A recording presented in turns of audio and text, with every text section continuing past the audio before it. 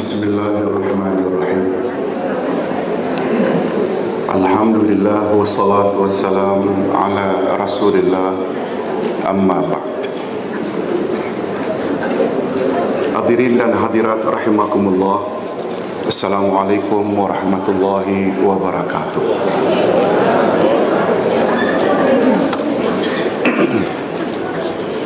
Alhamdulillah, kita bersyukur kehadirat Allah Azza wa Jalla.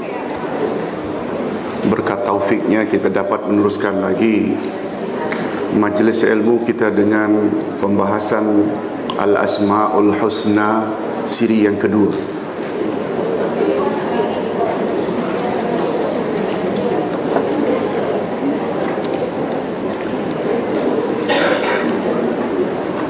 Hadirin dan hadirat rahimakumullah,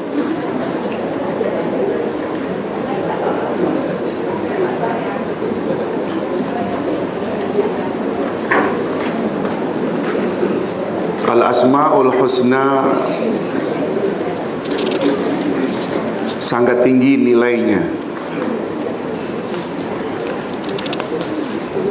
Kita terus saja meneliti kandungan nota yang Ustaz susun, ambil dari beberapa kitab yang berkaitan dengan Al-Asma'ul Husna. Kebetulan Ustaz ada 6 kitab berjudul Al-Asma'ul Husna dengan pengarang yang berbeza. Kita himpun-himpunkan mana yang kita rasa bagus disampaikan pada jemaah untuk pegangan.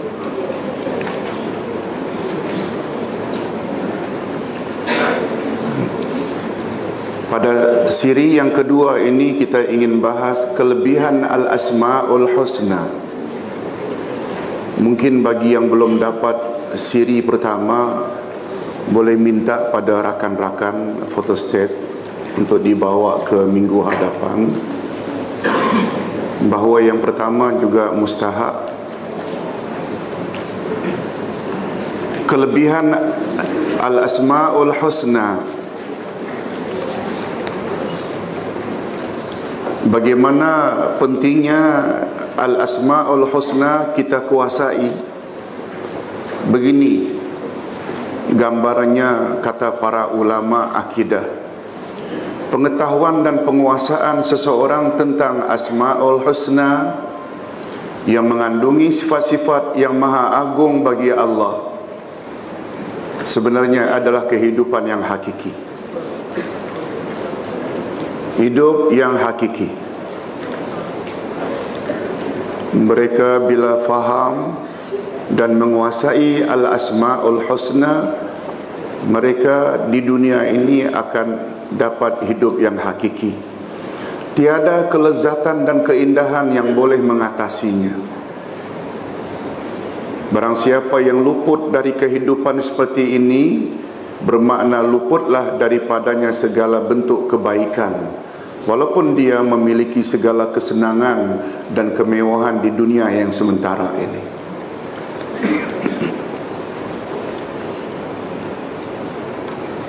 Barang siapa yang luput dari sesuatu, biasanya ada gantiannya. Tetapi lain halnya bagi sesiapa yang luput dari Allah.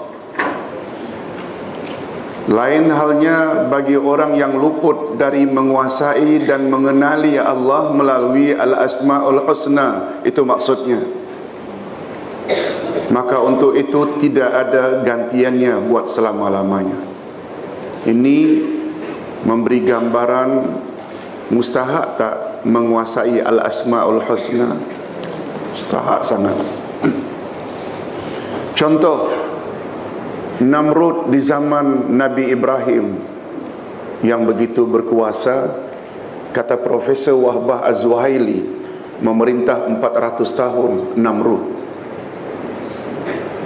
Tapi karena tidak kenal Allah, hancur. Fir'aun termasuk tak menguasai Al-Asma'ul Husna, malah mendakwa, ana rabbukumul a'la, aku adalah Tuhanmu yang maha tinggi. Betul tak? kemewahannya luar biasa, tak ada nilai karena tak kenalkan Allah.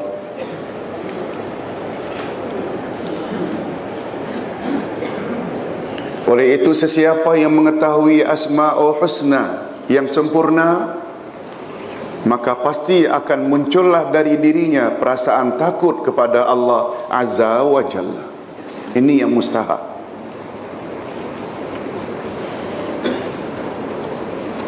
Dan Nabi Muhammad sallallahu alaihi wasallam pula menyebut, bijaksana itu diukur bukan karena sekolah tinggi, bukan memiliki bermacam-macam gelaran.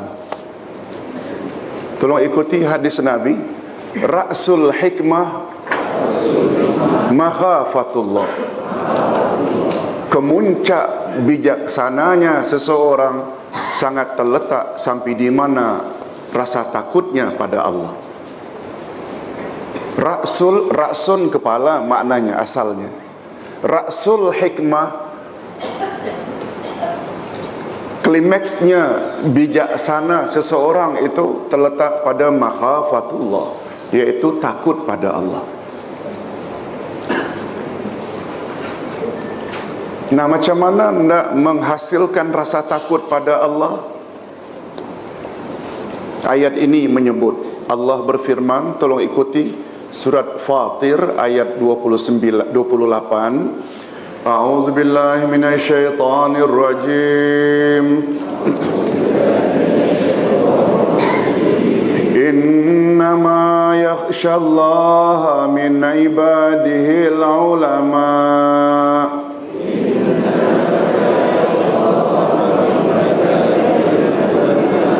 Innallaha azizun ghafur.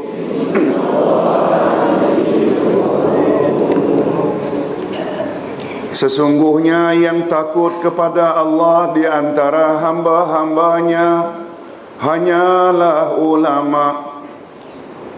Sesungguhnya Allah Maha Perkasa lagi Maha Pengampun. Yang dimaksudkan dengan ulama di sini ialah orang-orang yang mengetahui kebesaran dan kekuasaan Allah.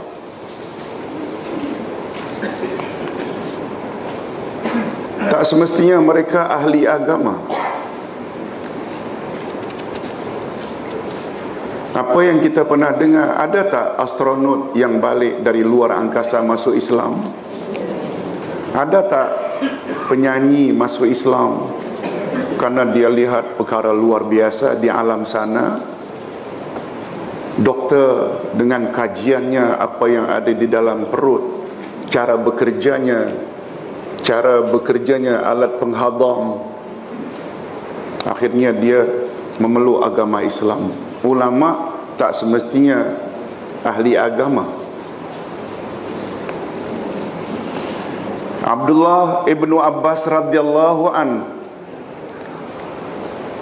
berkata, yang dimaksudkan dengan ulama dalam ayat di atas ialah orang-orang yang mengetahui bahawa Allah Maha berkuasa ke atas segala sesuatu. Ini menunjukkan betapa dalam kefahaman Ibnu Abbas radhiyallahu anhuma bahawa sesiapa yang ilmunya tentang Asma'ul Husna lebih luas dan lebih mendalam, maka kesannya pasti dia akan menjadi orang yang paling takut kepada Allah Subhanahu wa ta'ala.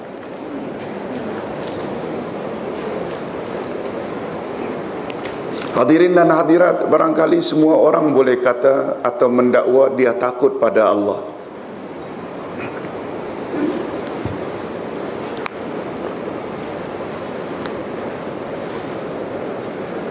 Tapi ada kemungkinan dakwaan takut pada Allah itu palsu. Sebab bila seseorang mengatakan ia takut pada Allah, mestilah dia nampakkan dalam realiti hidup, orang yang takut kepada Allah, dia akan buat apa yang Allah suruh dan dia akan jauhi apa yang Allah larang. Betul tak? Begitu takut kita kepada Allah.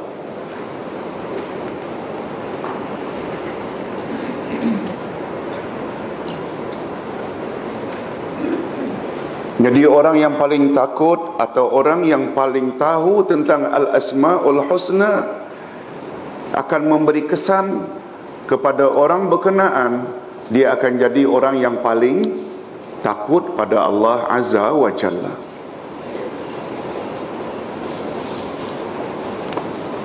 Rasulullah sallallahu alaihi wasallam telah menyampaikan berita gembira kepada umatnya bahawa sesiapa dari kalangan mereka yang memelihara atau ihsa 99 dari nama-nama Allah, maka bagi mereka syurga dengan segala macam kenikmatan di dalamnya. Ini menunjukkan bahawa penguasaan kita terhadap 99 nama Allah besar tak fadilatnya sehingga melayakkan kita masuk syurga. Nanti kita akan bawa hadis Nabi sallallahu alaihi wasallam yang berkaitan dengan itu. Atas dasar itulah para ulama dan cendekiawan Islam berlomba-lomba dan bersungguh-sungguh pada setiap zaman dan tempat untuk memelihara yang dipanggil dengan ihsa akan nama-nama tersebut, dengan harapan kiranya mereka termasuk ke dalam golongan yang layak mendapat derajat yang tinggi di sisi Tuhan yang Maha Tinggi. Ustaz jelaskan ihsa itu, akan kita jelaskan insya-Allah pada nota akan datang. Apa makna ihsa?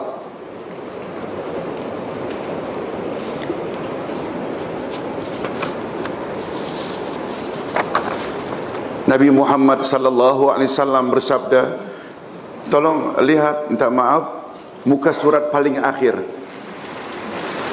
Tolong ikuti. Qala Rasulullah sallallahu alaihi wasallam, inna lillahi tis'atan wa tas'ina isma mi'atan illa wahida man ahsaha dakhalal jannah. Rasulullah sallallahu alaihi wasallam bersabda, sesungguhnya Allah mempunyai 99 nama, 100 kurang 1. Barang siapa yang mengihsa'nya, di sini Ustaz terjemahkan memeliharanya, maka dia masuk syurga. Rasul tidak menggunakan istilah man hafizaha, siapa yang memeliharanya, siapa yang menghafalnya, tapi ahsaha, itu yang Ustaz janjikan insya-Allah siri berikutnya kita akan jelaskan apa makna ihsa. Bukan sekedar memelihara, bukan sekedar menghafal. Itu biar kita jelaskan nanti pada masa akan datang.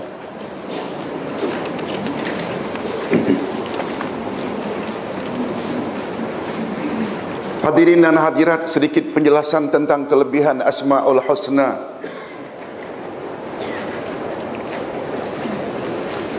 Dalam Islam kita tidak dilarang melakukan sesuatu untuk mendapat pahala.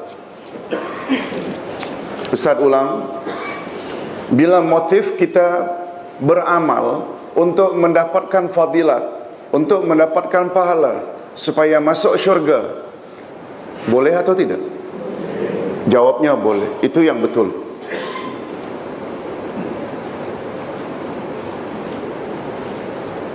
Ustaz sebut demikian karena dalam masyarakat, terutama orang-orang tarikat, mendakwa, bila awak beramal kerana ingin mendapat pahala atau masuk syurga, amalmu tak diterima sebab itu merosak keikhlasan. Itu salah, bercanggah dengan ayat Quran. Allah Subhanahu wa taala berfirman di dalam surat As-Sajdah ayat 16 ketika menyebut ciri-ciri orang-orang yang beriman. Tolong ikuti. Tatajafa junubuhum an anil madaji' yad'una rabbahum khaufan wa tama'a. Di antara ciri-ciri orang yang beriman, mereka suka bangkit pada waktu malam untuk beribadah dan berdoa pada Tuhan mereka karena dorongan rasa takut kepada Allah dan didorong oleh rasa harap akan ganjaran dari Allah. Ada isyarat dari belakang, ada nota lebih. Kalau ada yang terambil dua, ada jemaah yang memerlukan. Kalau ada terlebih,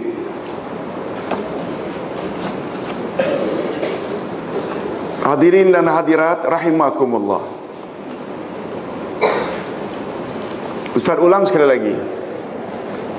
Di antara tanda-tanda orang yang beriman, mereka beribadat pada waktu malam. Istilah tatajafa junubuhum anil madaji', makna asalnya literal translation adalah orang-orang yang renggang rusuk mereka dari tempat tidur. Itu terjemahan asalnya. Yang kata ulama tafsir, maknanya mereka suka bangkit malam, renggang rusuk perut mereka dengan tempat tidur.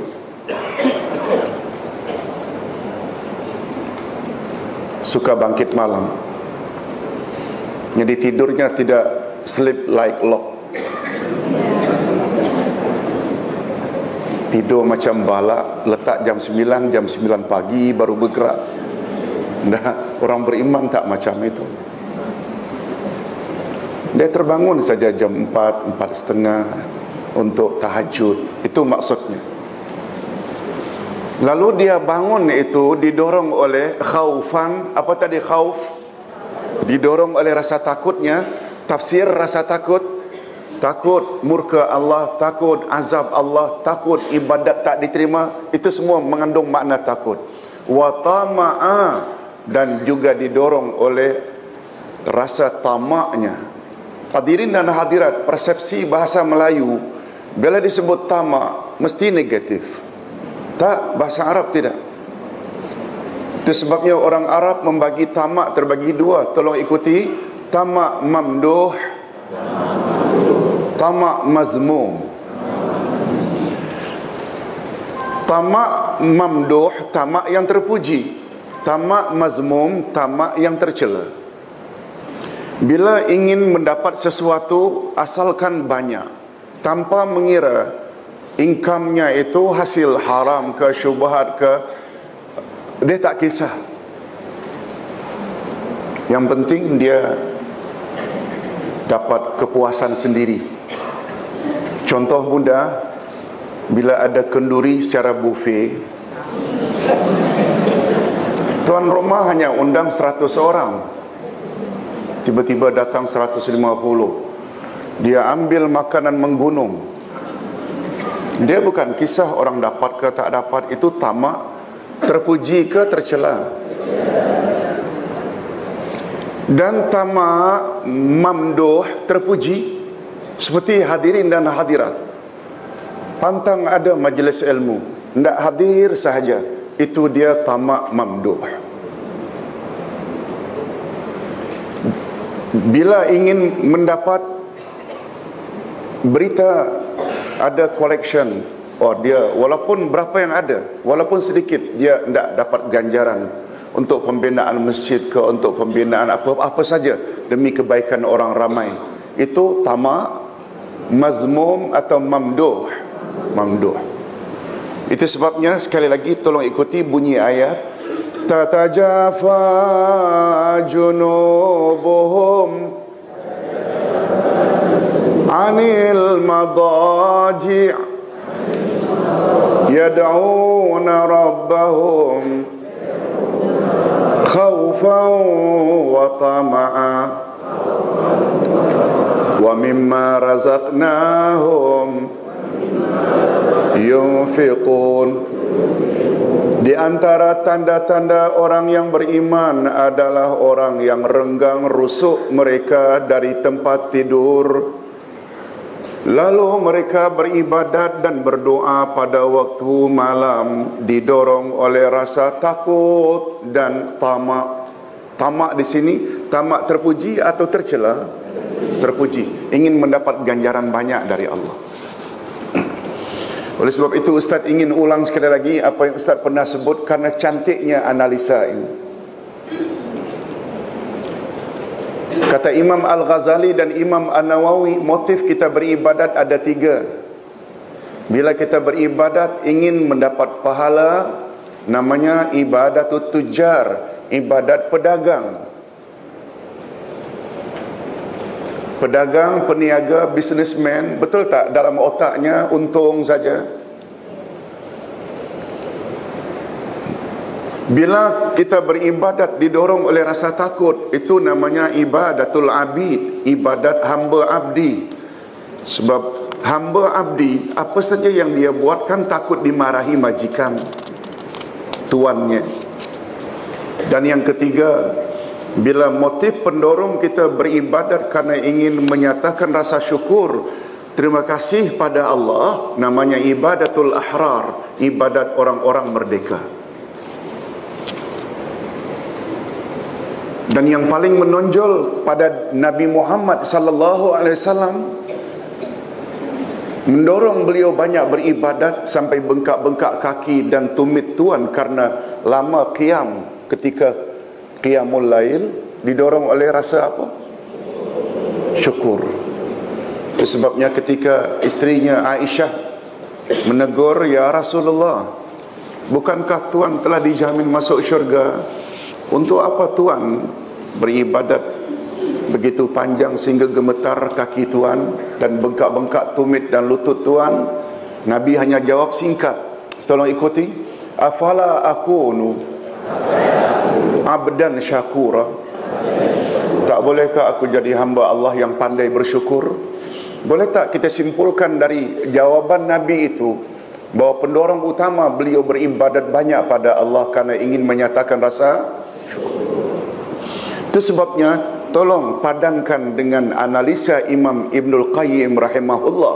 Kata beliau dalam surat Al-Fatihah, iyyaka na'budu, terletak setelah 3 ayat.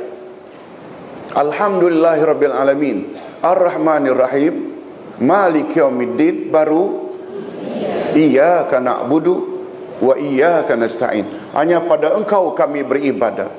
Ini memberi isyarat ibadat barulah sempurna bila pendorongnya ada 3. Pendorong pertama karena ingin menyatakan rasa syukur. Itu dia lambang alhamdulillah. Betul tak? Bila kita bersyukur, kita selalu sebut alhamdulillah. Ar-Rahmanir Rahim diambil dari nama Allah Al-Asma'ul Husna yang asalnya rahmat. Betul tak semua kita mengharap rahmat Allah? Maliki yaumiddin pula bila sebut Allah menjadi raja pada hari pembalasan. Nasib manusia sangat tergantung dengan ketetapan Allah, syurga atau neraka. Timbul tak rasa gerun dan takut? Nah, motif ketiga kita beribadat karena didorong oleh rasa takut. Syukur, harap, takut. Disebut sebelum iyyaka na'bud, memberi isyarat ibadat baru sempurna bila kita himpun ketiga-tiga motif tadi untuk beribadat. Sekali lagi, bila ada orang mengatakan bila awak beribadat karena takut akan azab, bila awak beribadat karena ingin masuk syurga, tak akan diterima ibadat awak, adalah salah sangat dengan analisa tadi. Boleh faham? Hadirin dan hadirat rahimakumullah, kita teruskan. Jadi atas dasar itu, marilah kita fokus untuk meneliti lebih jauh tentang Al-Asma'ul Husna. Ada 3 perawi hadis berijtihad dalam mengumpul Asma' Husna. Ada berapa periwayat hadis? 3 orang. yang dikenal pasti berijtihad, maknanya bersungguh-sungguh mengumpul al-asma'ul husna. Pada penghujung abad yang kedua dan di awal abad ketiga Hijriah, ada 3 orang perawi hadis yang telah berusaha untuk mengumpul asma'ul husna. Mereka melakukannya dengan 2 hal. Pertama, beristimbat dari Al-Quran dan Al-Hadis. Makna istimbat yaitu menggunakan proses membuat suatu kesimpulan dari dalil-dalil yang ada. Itu istimbat. Biasanya yang diistimbatkan ini hukum. Yang kedua, mereka mengumpul dari pendapat para ulama yang sezaman dengan mereka. Itu cara mereka mengumpul al-asma'ul husna. Siapa 3 imam tersebut atau 3 rawi tersebut? Tolong ikuti. Al-Walid bin Muslim, Abdul Malik As-San'ani, Abdul Aziz bin Husain. Kita lihat sampai di mana kekuatan ketiga-tiga perawi ini. Hadirin dan hadirat,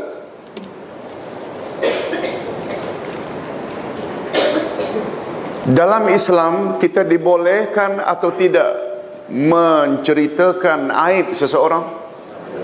Itu yang dipanggil dengan ghibah, mengumpat.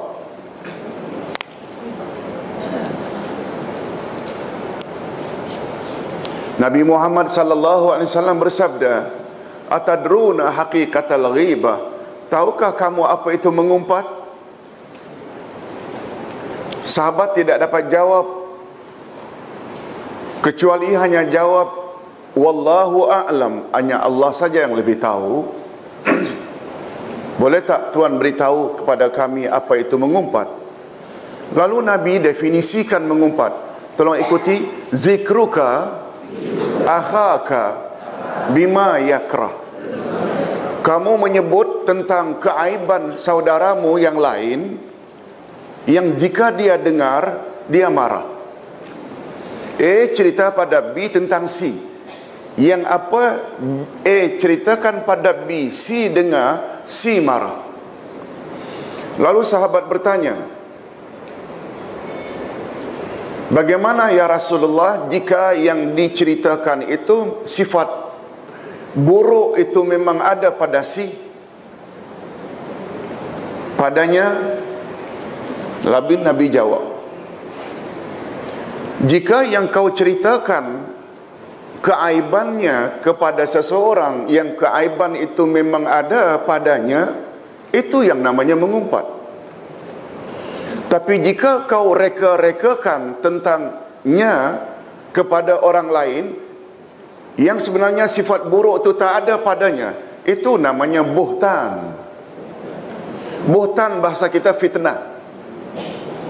Fitnah kan mereka-rekakan sesuatu, keburukan yang sebenarnya tidak ada pada orang itu.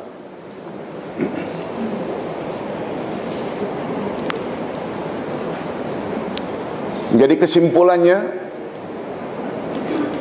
ayat Quranul Karim dalam surat Al-Hujurat menyebut, janganlah kamu mengumpat. Nabi juga menyebut bahayanya mengumpat. Tapi kata Imam An-Nawawi, ada 6 macam menceritakan aib orang lain tak dosa. Ada 6 perkara menceritakan aib seseorang yang hukumnya tak dosa. Ustaz nak sebut satu saja. Bagi yang suka mengumpat memang perlu tahu yang 6.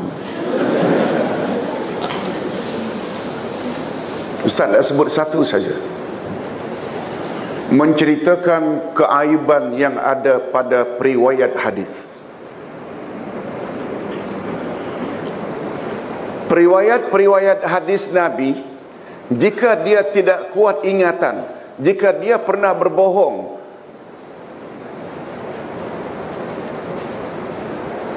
boleh tak kita ceritakan keaiban mereka? Boleh tak? Boleh. Mengapa boleh? Hadis adalah sumber hukum selain Al-Quran, yang apabila kita tahu dia itu tak kuat ingatan, dia pembohong, dia penipu, disembunyikan, betul tak akhirnya orang akan gunakan hadis tersebut untuk dijadikan hujah, padahal itu bukan hadis Nabi. Boleh faham maksudnya? Dia sama dengan jika kita tahu ajaran satu-satu tarikat itu sesat, kita tahu, lalu family kita, rakan kita terlibat dengan tarikat tersebut, kita boleh tak menceritakan keburukan tarikat tersebut? Boleh tak? Semata-mata tidak menyelamatkan kawan kita. Boleh. Itu salah satu daripada 6 tempat yang dibolehkan. Okey, dalam hal ini ada 3 perawi hadis yang paling terkenal yang bersungguh-sungguh mengumpul asma husna, iaitu Al-Walid bin Muslim, maula atau mantan budak Bani Umayyah, wafat 195 Hijrah. Menurut ulama al-jarah, iaitu ilmu yang menjelaskan tentang cacat cela seorang perawi hadis yang ada pada dirinya, ilmunya dan hafalannya, dan juga menurut ulama at-ta'dil, iaitu ilmu yang menjelaskan kesiqahan seseorang perawi hadis yang ada pada dirinya, ilmunya dan hafalannya. Kesiqahan maknanya amanahnya, boleh dipegang kata-katanya, itu makna siqah. Bahwa beliau adalah seorang yang sering melakukan tadlis. Bahwa beliau, siapa beliau? Al-Walid bin Muslim. Siapa beliau? Al-Walid bin Muslim. Bahwa beliau, kata ulama al-jarah wa ta'dil, beliau yakni Al-Walid bin Muslim adalah seorang yang sering melakukan tadlis. Nah, makna tadlis pula iaitu perbuatan seorang perawi dalam menyembunyikan atau menyamarkan cacat dan cela yang ada pada dirinya, ilmunya dan hafalannya dalam meriwayatkan hadis. Boleh tak Ustaz katakan kita telah mendedahkan keburukan Al-Walid bin Muslim? Ustaz nak tanya balik, boleh tak perbuatan ini? Ini yang Ustaz perlu jelaskan. Menceritakan aib orang pada asalnya tak boleh, tapi ulama sepakat, terutama Imam Al-Ghazali dan Imam An-Nawawi, ada 6 tempat yang dibolehkan. Satu di antaranya untuk menyelamatkan umat Islam daripada teramal hadis-hadis yang daif dan palsu. Oleh sebab itu, periwayat hadis berkenaan perlu didedahkan mereka punya keburukan, sebab ada matlamat yang lebih besar lagi. Okey, hadirin dan hadirat, ini bukan analisa Ustaz. Kata pepatah Arab, tolong ikuti, likulli syai'in litakhasusih. Bagi segala sesuatu ada takhasusnya, ada spesifiknya, ada spesialnya. Segala sesuatu ada khususnya. Ingin tahu tentang hadis, rujuk pada pakar hadis. Itu maksudnya. Ingin tahu tafsir Al-Quran, rujuk pada pakar tafsir. Ingin tahu hukum hakam fiqh, rujuk pada fuqaha. Boleh faham maksud Ustaz? Pakar politik, orang politik lah. Pakar ekonomi, orang ekonomi lah. Pakar komputer, orang komputer lah. Betul tak? Hebat macam mana pun ulama, dia bukan pakar rujuk dalam komputer barangkali. Dia sangat terbatas. Tapi kita rujuklah kepada orang yang, ini yang dimaksudkan dengan firman Allah. Tolong ikuti. Fas'alu ahla dzikri in kuntum la ta'lamun. Tanyalah kepada orang yang tahu jika kamu tidak tahu. Dan pengetahuan ini sangat. Oleh sebab itu, bila kita hendak menilai satu-satu periwayat hadis, kita perlu tak merujuk kepada mereka yang memang pakar hadis? Yes. Hadirin dan hadirat rahimakumullah, walaupun ada persamaan antara Al-Quran dengan hadis, boleh Ustaz tahu di mana persamaan Al-Quran dan Al-Hadis? Kedua-duanya adalah wahyu. Betul tak? Ada perbezaan tak Quran dengan hadis? Ada. Al-Quran semuanya sahih, mutawatir. Mutawatir maknanya berpindah dari satu generasi ke generasi berikutnya sehingga tidak mungkin terjadi pembohongan. Itu mutawatir. Contoh mutawatir,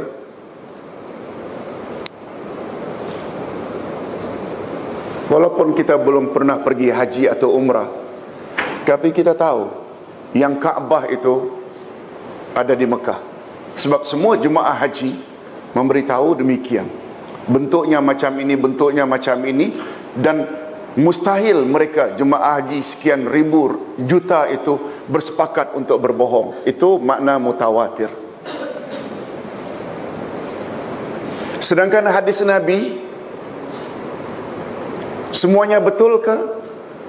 Tidak. Ada yang sahih, ada yang hasan, ada yang daif, lemah, ada yang maudhu', palsu. Betul tak? Oleh sebab itu, semua ayat Quran mesti kita yakini, tapi tidak semua hadis kita boleh pegang, sebab dia ada beberapa kategori. Lebih-lebih lagi menyangkut masalah akidah. Bila menyangkut masalah akidah, walaupun hadis tetap tak boleh digunakan bila hadis itu daif. Boleh faham? Kata ulama hadis, yang boleh, yang membawa kepada hukum qat'i, pasti, confirm, hanya hadis sahih. Hadis sahih membawa result yakin. Hadis daif membawa result zan. Zan. Apa makna zan? Sangkaan, sangkaan. Hadis sahih membawa result, natijah, hasil. Apa tadi? Hadis sahih membawa result, keyakinan. Oleh sebab itu, akidah, betul tak? Keyakinan, dia hanya boleh ditopang, dikokohkan, dikuatkan oleh hadis yang membawa hasil yakin, iaitu sahih. Sedangkan hadis daif, resultnya zan. Apa makna zan? Akidah, keyakinan. Keyakinan boleh tak ditopang atau diperkuat oleh hadis yang disangka? Tak boleh. Boleh faham tak? Ini yang kita maksudkan. Jangankan pendapat manusia, untuk memastikan akidah kita murni, hadis daif pun tak boleh dijadikan pegangan. Hadis daif hanya boleh untuk fadailul a'mal. Hadis salat hajat itu hadis daif, bukan hadis sahih. Tapi bila kita sesuatu hajat, kita salat, boleh tak? Boleh. Lagi-lagi dengan syarat tidak boleh setiap hari, sekali sekala, karena ia sesuatu yang tak confirm. Tapi masih boleh tak? Boleh. Kita tengok yang kedua, Abdul Malik As-San'ani, menurut ulama al-jarah wa ta'dil. Tadi kita dah sebut dah apa makna al-jarah dan ta'dil. Ia adalah seorang perawi hadis, di mana hadis-hadis yang diriwayatnya tidak boleh dijadikan hujah atau argument atau dalil yang dapat diterima, karena ia sendiri termasuk pembuat hadis-hadis palsu.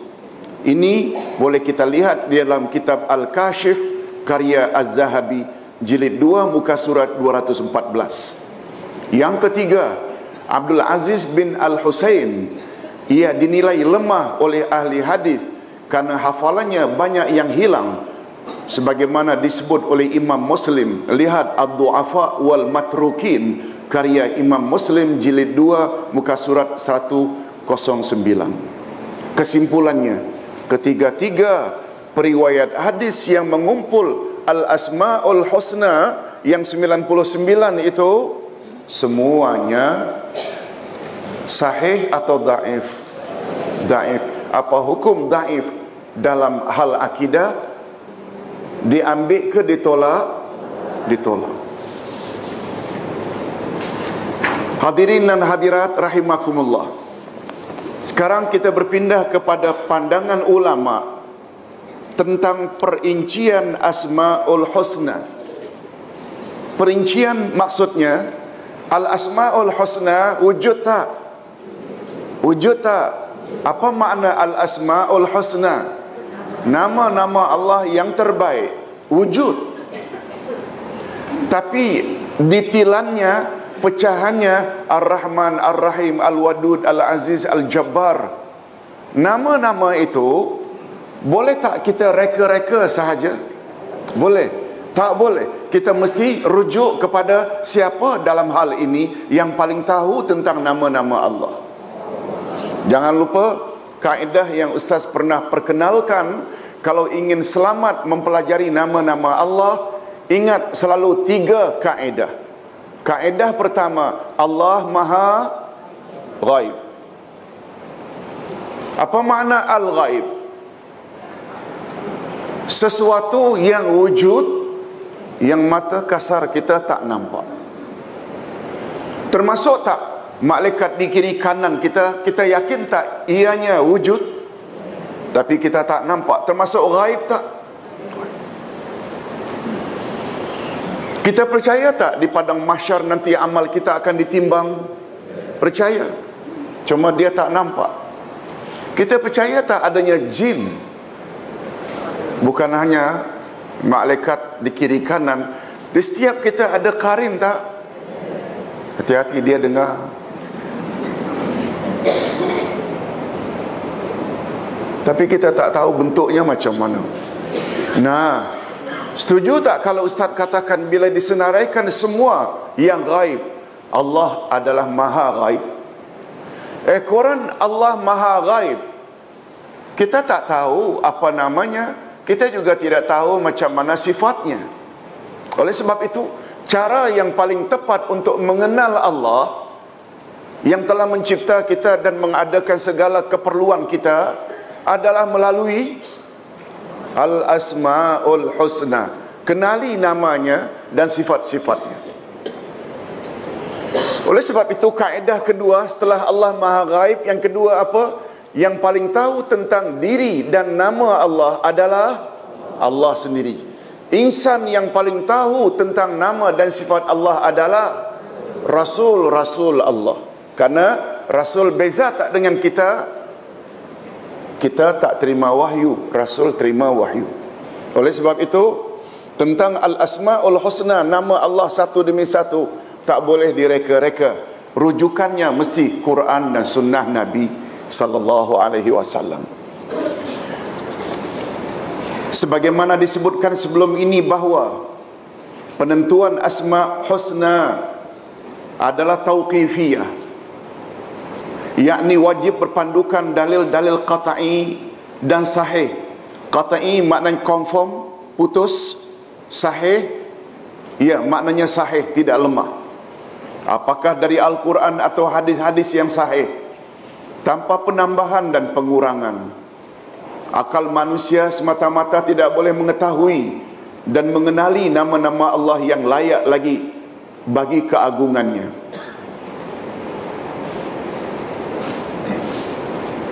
Hadirin dan hadirat diharap tidak terkejut bila Ustaz buat statement berikut ini.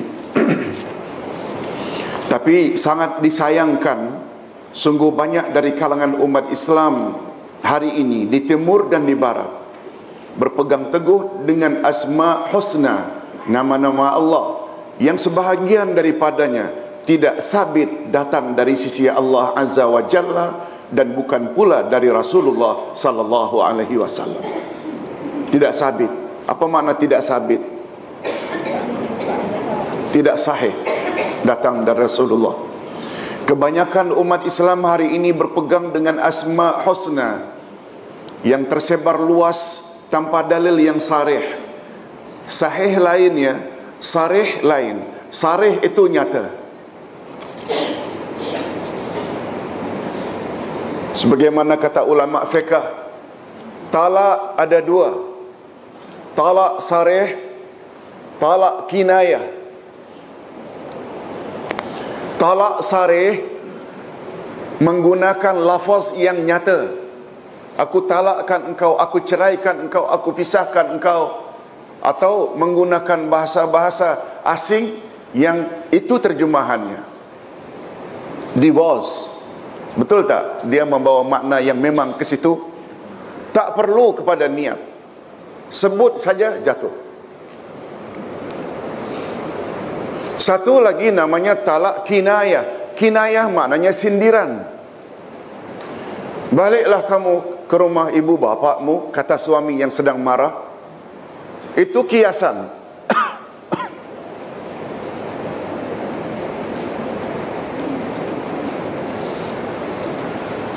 Talak kinayah, kiasan, tidak jatuh kecuali dengan niat talak.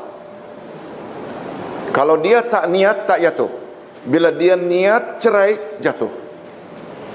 Talak ada berapa jenis? Pertama, tolong ikuti, talak sarih, talak kinayah. Talak sarih maknanya talak yang lafaznya nyata, tak perlu niat, tetap jatuh walaupun main-main. Sebab Nabi bersabda, salat salasatun jadduhu jiddun wa hazluhu jiddun. 3 perkara sungguh-sungguh jadi sungguh-sungguh, gurauan juga jadi sungguh-sungguh, yaitu talak, rujuk, dan memerdekakan hamba. Satu riwayat lagi, kahwin. Jadi dalam hal ini ingatkan anak-anak supaya jangan main-main ungkapan tersebut. Hadirin dan hadirat rahimakumullah. Di bawah ini akan dipaparkan nama-nama Allah yang dihimpun oleh Al-Walid bin Muslim tadi, riwayat yang pertama tadi. Terkenal sejak 1000 tahun yang lalu. Nama-nama yang dihimpun oleh Al-Walid bin Muslim hanya berjumlah 98 nama. Ditambah lafaz jalalah, iaitu Allah. Allah letakkan pertama, kemudian diikuti dengan 98 nama yang lain. Tolong ikuti, sebagai mudah-mudahan ada faedahnya untuk kita yang menyebutnya, sebab dia salah satu dari makna ihsa' tadi.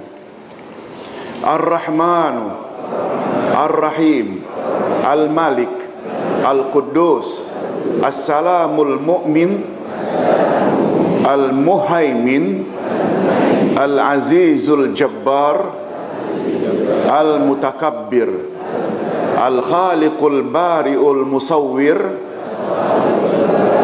Al-Ghafarul Qahharul Wahhab, Ar-Razzaqul Fattah, Al-Alimul Qabidul Basitul Khafid,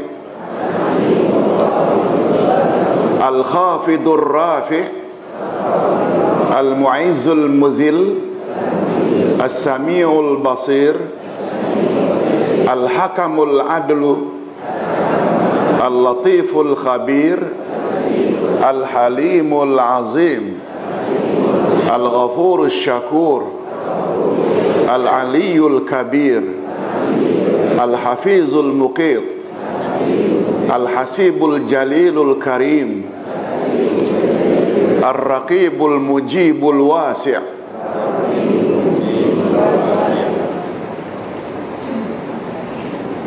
Al-Hakimul Wadudul Majid, Al-Ba'itsus Syahidul Haq, Al-Wakilul Qawiyul Matin,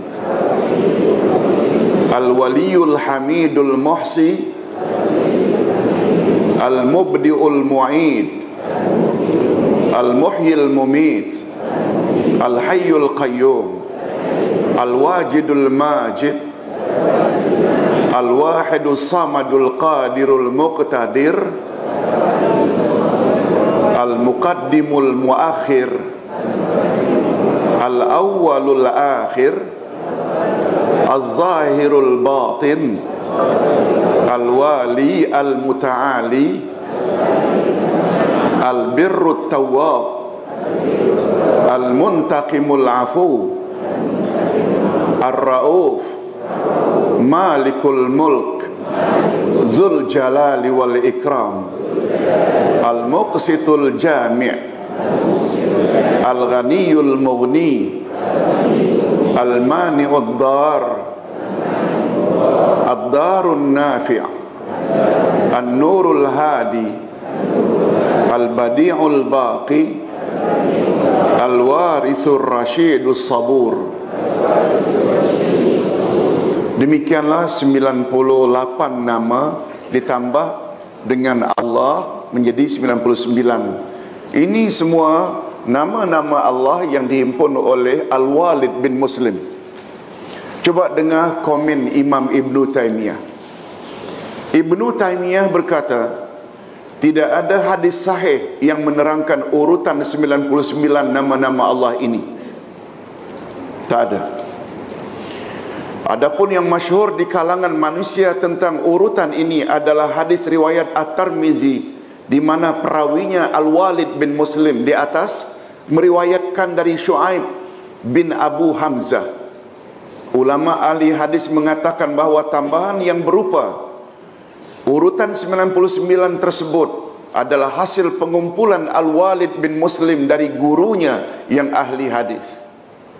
Dan dalam hal ini ada hadis kedua, yakni riwayat Ibnu Majah yang lebih dhaif lagi dari hadis yang pertama.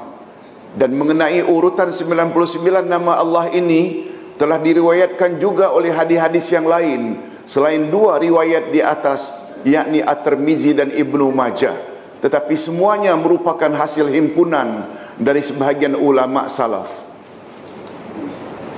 Beliau juga mengatakan bahawa jika 99 Asma'ul Husna ini harus diurutkan dan pengurutannya berdasarkan riwayat At-Tirmizi di atas misalnya, maka dalam kenyataannya banyak ditemukan nama-nama Allah di dalam Al-Quran dan As-Sunnah yang tidak tercantum di dalam hadis Tirmizi tersebut.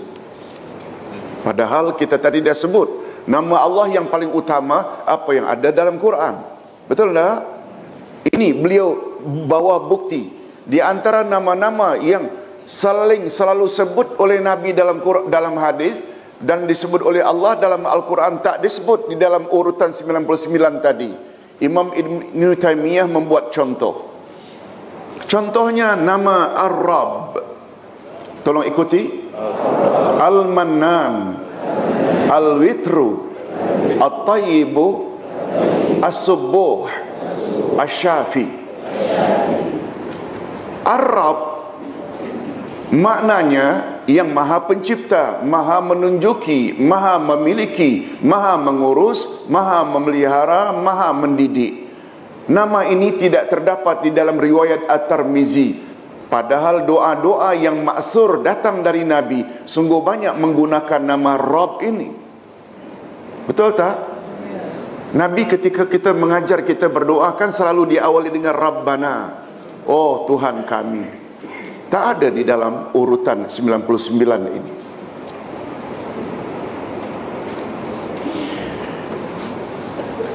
Demikian juga nama Al-Mannan, maknanya yang maha menganugerahi kenikmatan. Al-Witru, maknanya yang maha satu, yang maha tunggal. At-Tayyibu, yang maha baik. As-Subbuh, yang maha suci. Asy-Syafi,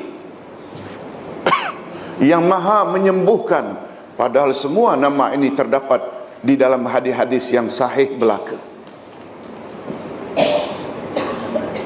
Hadirin dan hadirat, Nah, kalau begitu macam mana Ustaz boleh muncul urutan tersebut yang banyak menghiasi dinding rumah-rumah kita, yang banyak menghias dinding masjid-masjid kita?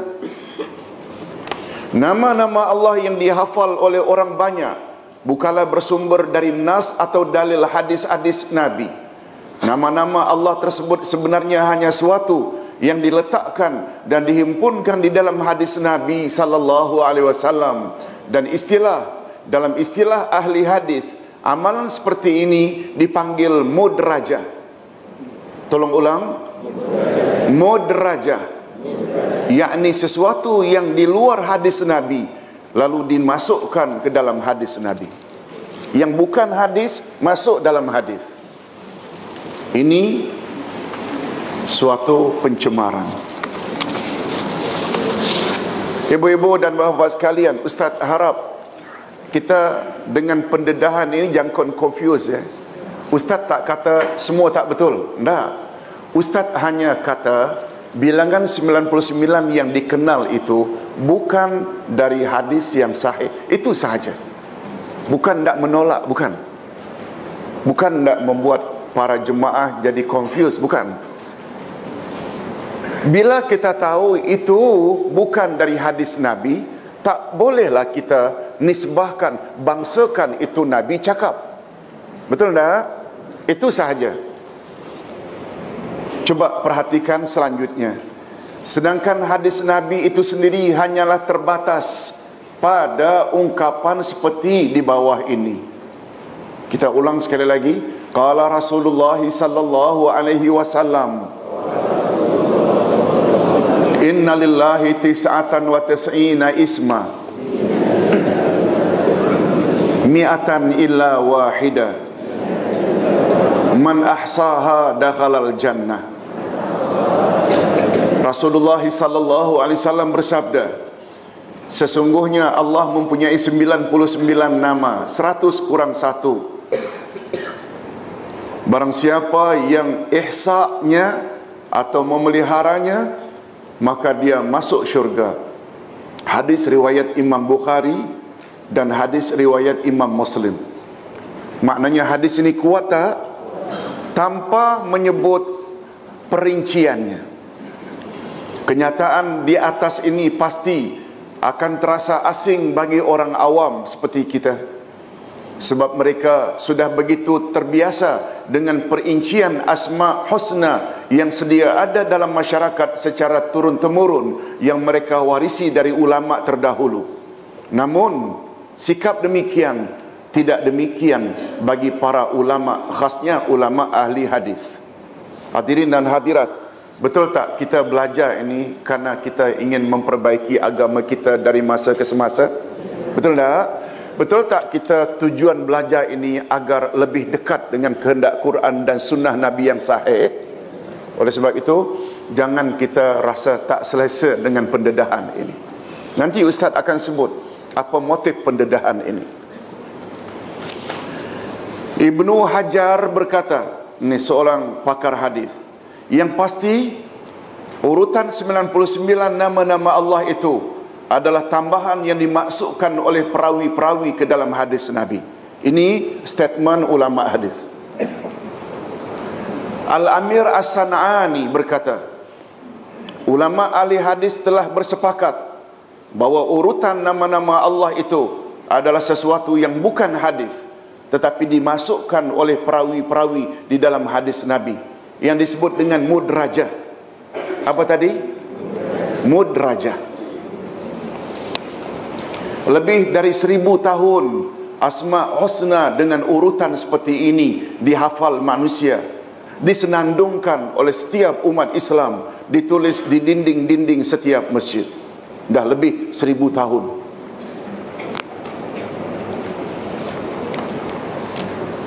Ustaz, kalau sudah diamalkan dan diyakini melebihi 1000 tahun, tak bolehkah dibiarkan sahaja? Hadirin dan hadirat, betul tak majoriti dari kita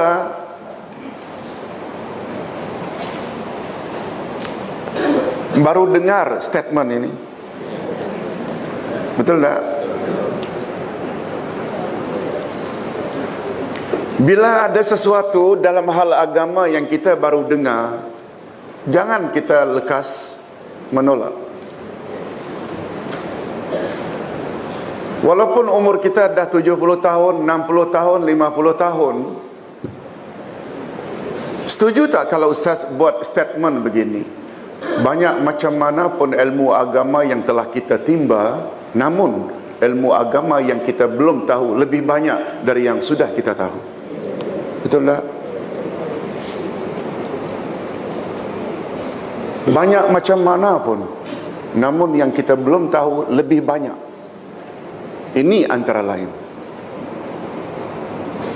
Ustaz kira bukan hanya dari kalangan orang awam, dari kalangan para ustaz pun ada yang barangkali baru tahu.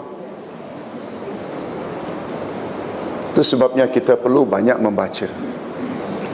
Ustaz nasihatkan Pak Janggut kita, ada buku yang sangat bagus. Beliau hadiahkan satu untuk Ustaz sebagai rujukan. Selain ada 5-6 buku yang lain, silakan dapat dari beliau satu naskah. Sungguh bagus buku tersebut. Dan di dalam ini pun Ustaz ambil dari situ juga.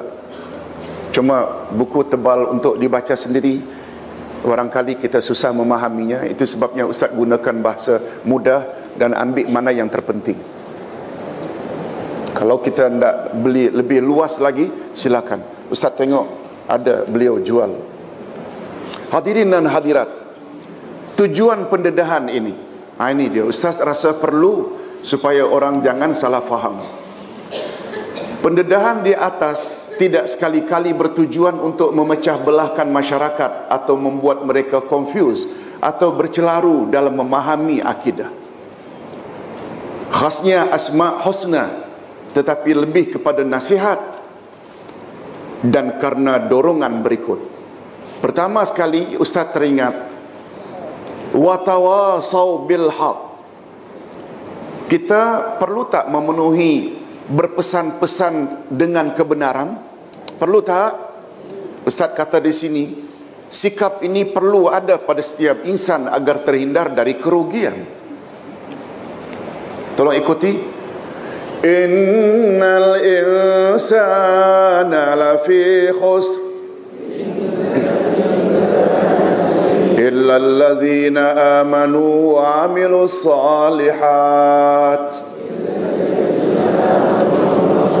wa tawasaw bil haqq wa tawasaw bis sabr. Sesungguhnya seluruh jenis manusia adalah di dalam kerugian kecuali mereka yang beriman lagi beramal saleh dan berpesan-pesan dengan kebenaran dan berpesan-pesan dengan kesabaran. Berpesan-pesan dengan kebenaran termasuk tak salah satu syarat untuk bebas dari kerugian? Yes.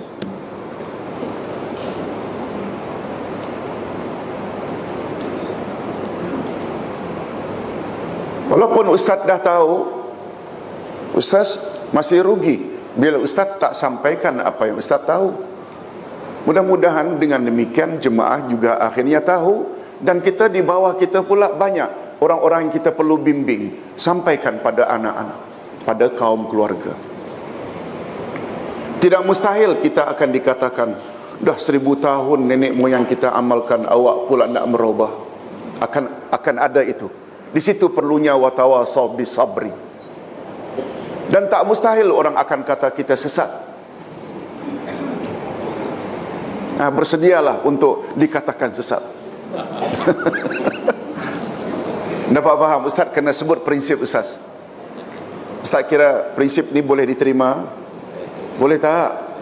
Macam tak boleh aja. Boleh tak? Ayat Quran. Yang kedua, didorong oleh apa pendedahan ini? Memelihara atau memenuhi tuntutan hadis Nabi. Tolong ikuti, ad-dinun nasihat. Agama adalah nasihat. Hadis riwayat Imam Muslim. Kita sebagai umat Islam digalakkan agar bersikap saling menasihati.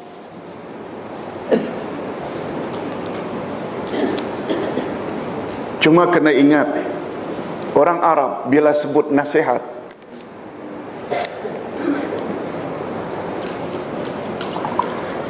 nasihat ada 3 makna. Oleh sebab itu, nak beri nasihat tak boleh lari dari 3 prinsip ini. Kata orang Arab, nasahtul asla,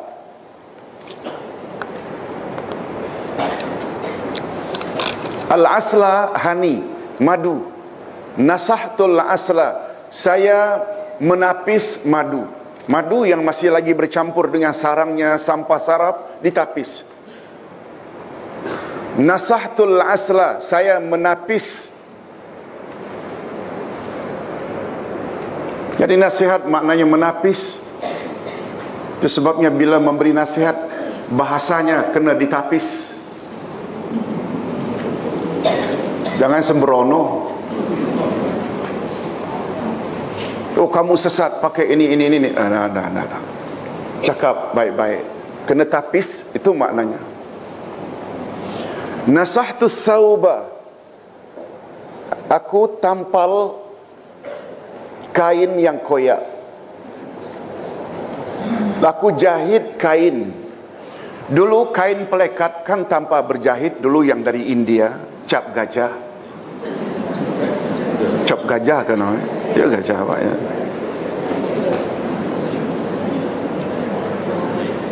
Setelah dinasah, dijahit, yang tak sempurna jadi sempurna. Boleh faham? Nasah maknanya membuat sesuatu menjadi sempurna, menampal, menjahit. Oleh sebab itu,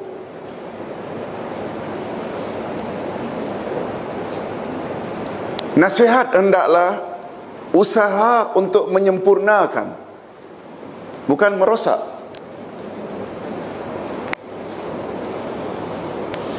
Dalam hal ini, pendedahan ini untuk menyempurnakan agama kita.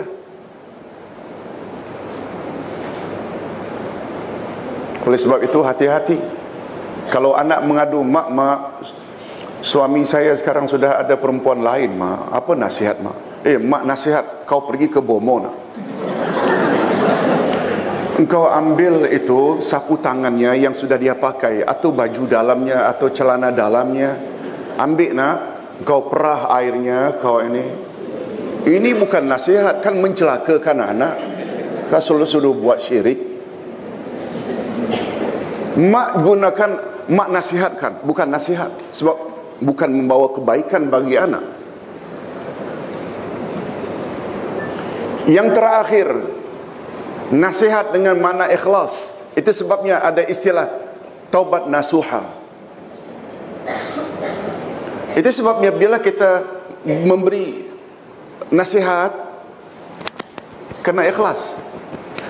Betul tak? Bukan tak mengenakan orang, tak menyalahkan orang, bukan. Ikhlas. Ingat selalu, ada 3 prinsip yang mesti ada di dalam nasihat. Pertama, tapis bahasanya. Gunakan bahasa yang tidak kasar.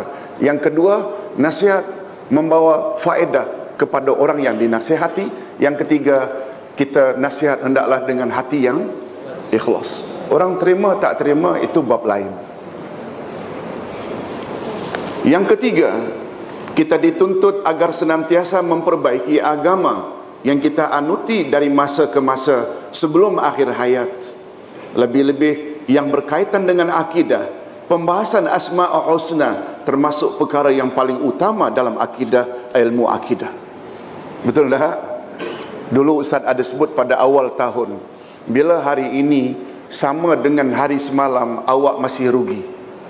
Bila hari ini buruk dari semalam, awak orang yang celaka.